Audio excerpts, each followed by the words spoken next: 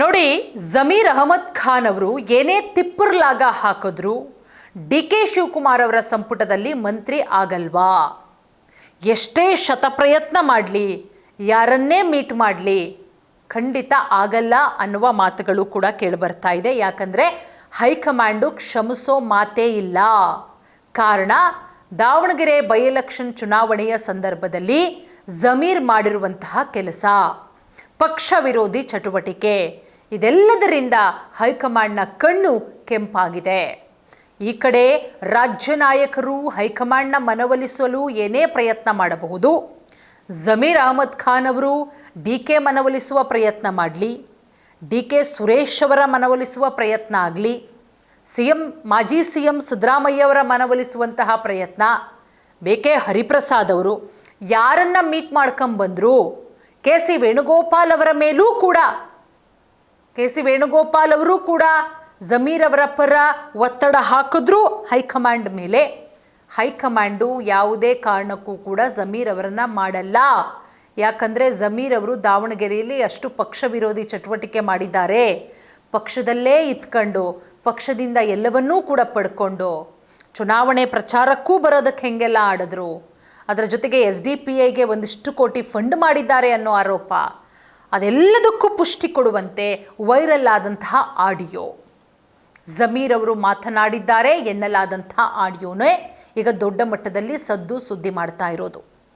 So Congress ಪಕ್ಷದಲ್ಲಿದ್ದಂಥವರೇ ಹೈಕಮಾಂಡ್ಗೆ ಮನವಿ ಮಾಡ್ಕೊಂಡಿದ್ದಾರೆ, ಜಮೀರ್ ಅವರ ವಿರುದ್ಧ ಪಕ್ಷ ವಿರೋಧಿ ಚಟುವಟಿಕೆ ಕ್ರಮ ತೆಗೆದುಕೊಳ್ಬೇಕು, ಪಕ್ಷ ವಿರೋಧಿ ಚಟುವಟಿಕೆ ಮಾಡಿದ್ದಾರೆ ಜಮೀರ್ ಅವರು ಅಂತ ಹೇಳಿ. ಸೊ ಹಾಗಾಗಿ ಒಂದು ಮೂಲಗಳ ಪ್ರಕಾರ ಜಮೀರ್ ಅವರು ಏನೇ ಪ್ರಯತ್ನ ಮಾಡಿದ್ರು, ಯಾಕಂದರೆ ಮೊನ್ನೆ ಒಂದು ಹೇಳಿಕೆ ಕೊಡ್ತಾರೆ, ಡಿ ಕೆ ಸುರೇಶ್ ಅವ್ರನ್ನ ಏನು ಸರ್ ಇತ್ತೀಚೆಗೆ ಭಾಳ ಮೀಟ್ ಮಾಡ್ತಾ ಇದ್ದೀರಲ್ಲ ಅಂದಿದ್ದಕ್ಕೆ, ಅವ್ರ ಮೀಟಿಂಗು ನನ್ನ ಮೀಟಿಂಗ್ ಏನು ಹೊಸದಲ್ಲ, ಹಿಂದಿನೂ ಕೂಡ ನಾನು ಮೀಟ್ ಮಾಡಿದ್ದೀನಿ, ನಿಮಗೆ ಗೊತ್ತಿಲ್ವೇನೋ ಅನ್ನೋ ರೀತಿಯಲ್ಲೂ ಹೇಳ್ತಾರೆ. ನಾನೇನು ಅಧಿಕಾರಕ್ಕೆ ಅಂಟ್ಕೊಂಡವನಲ್ಲ, ಸೊ ಮಂತ್ರಿ ಸ್ಥಾನ ಸಿಗಲಿಲ್ಲ ಅಂದ್ರೂ ಕೂಡ ನಾನು ಕಾಂಗ್ರೆಸ್ ಪಕ್ಷದ ಪರ ಕೆಲಸ ಮಾಡ್ತೀನಿ ಅನ್ನೋ ಮಾತನ್ನು ಕೂಡ ಹೇಳಿದ್ರು. ಏನೇ ಕೆಲಸ ಮಾಡಿದ್ರೂ ಕೂಡ ಜಮೀರ್ ಅವರು ಬೇರೆಯವರ ಮುಖಾಂತರ ಹೇಳಿಸ್ತಾ ಇದ್ದಾರಾ? ಮತ್ತು ಜಮೀರ್ ಅವರ ಪರ ರಾಜ್ಯಾದ್ಯಂತ ಸಾಕಷ್ಟು ಪ್ರತಿಭಟನೆಗಳಾಗಿದೆ.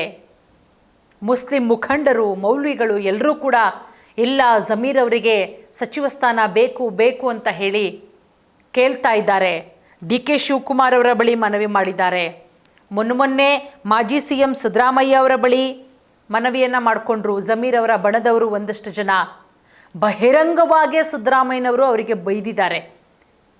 ಏನ್ರಿ, ನನ್ನ ವಿರುದ್ಧನೇ ಆತ ಪಿತೂರಿ ಮಾಡಿದ್ದಾನೆ, ಅವನ ಪರ ನಾನು ಕೆಲಸ ಮಾಡಬೇಕಾ ಅನ್ನೋ ನಿಟ್ಟಿನಲ್ಲಿ.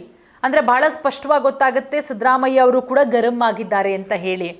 ಇನ್ನು ಪಕ್ಷ ವಿರೋಧಿ ಚಟುವಟಿಕೆ, ಅದನ್ನು ಡಿ ಕೆ ಶಿವಕುಮಾರ್ ಅವರು ಸಹಿಸ್ಕೋತಾರಾ? ಡಿ ಕೆ ಶಿವಕುಮಾರ್ ಅವರು ಕಾಂಗ್ರೆಸ್ ಪಕ್ಷಕ್ಕೆ ಎಷ್ಟು ನಿಷ್ಠಾವಂತರು. ಅದು ಬರೀ ರಾಜ್ಯ ಅಲ್ಲ, ಬೇರೆ ರಾಜ್ಯದಲ್ಲಿ ಕಾಂಗ್ರೆಸ್ ಪಕ್ಷ ಟ್ರಬಲಲ್ಲಿ ಸಿಕ್ಕಾಕೊಂಡ್ರೆ ಹೋಗಿ ಪ್ರಾಬ್ಲಮ್ ಸಾಲ್ವ್ ಮಾಡೋದು ಡಿ ಕೆ ಶಿವಕುಮಾರ್ ಅವರು. ಅಂಥದ್ರಲ್ಲಿ ಜಮೀರ್ ಅವರು ಪಟ್ಟು ಹಿಡಿದು ಕುಳಿತುಕೋತಾರೆ, ಕಾಂಗ್ರೆಸ್ ಅಭ್ಯರ್ಥಿನ ಸೋಲಿಸಲೇಬೇಕು ಅಂತ ಹೇಳಿ ಬೇರೆ ಪಕ್ಷಕ್ಕೆ ಫಂಡಿಂಗ್ ಮಾಡ್ತಾರೆ SDPIಗೆ.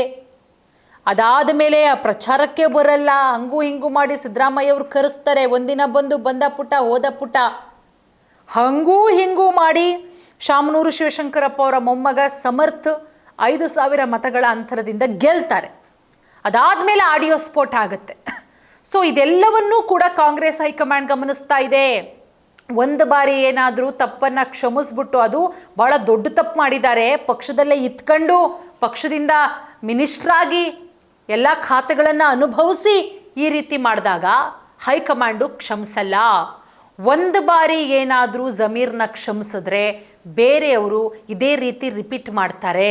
ಹಾಗಾಗಿ ತಕ್ಕನಾದ ಬುದ್ಧಿ ಕಲಿಸಲೇಬೇಕು ಅಂತ ಹಾಗಾಗಿ ಹೈಕಮಾಂಡ್ ನಾಯಕರು ಹೇಳಿಬಿಟ್ಟಿದ್ದಾರಂತೆ.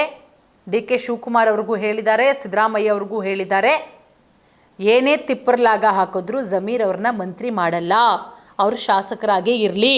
2028ಕ್ಕೆ ಕಾಂಗ್ರೆಸ್ ಪಕ್ಷ ಮತ್ತೊಮ್ಮೆ ಅಧಿಕಾರಕ್ಕೆ ಬಂದಾಗ ನೋಡ್ಕೊಳ್ಳೋಣ. ಸೊ ಹಾಗಾಗಿ ಹೈಕಮಾಂಡು ಕ್ಷಮಿಸೋ ಮಾತೇ ಇಲ್ಲ ಅಂತ ಹೇಳಿ. ಸೊ ಕಾದ್ ನೋಡೋಣ 2ನೇ ಲಿಸ್ಟಲ್ಲಿ. ಯಾಕಂದರೆ ಜಮೀರ್ ಅವರು ಮೊನ್ನೆ ನಡೆದಂತಹ ವಿಧಾನ ಪರಿಷತ್ ಚುನಾವಣೆಯಲ್ಲಿ ಅವರ ಪಾತ್ರ ಬಹಳಷ್ಟು ದೊಡ್ಡದಿದೆ ಅಭ್ಯರ್ಥಿಗಳು ಗೆಲ್ಲೋದಕ್ಕೆ ಅಂತ. ಏನೇ ದೊಡ್ಡದಿದ್ರೂ ಕೂಡ ಕ್ಷಮಿಸಲ್ಲ ಹೈಕಮಾಂಡು ಅನ್ನೋದು ಕೂಡ ಸದ್ಯಕ್ಕೆ ಸಿಗ್ತಾ ಇರುವಂಥ ಮಾಹಿತಿ. ಸೊ ಕಾದ್ ನೋಡೋಣ ಮುಂದಿನ ದಿನಗಳಲ್ಲಿ ಏನಾಗುತ್ತೆ ಅಂತ.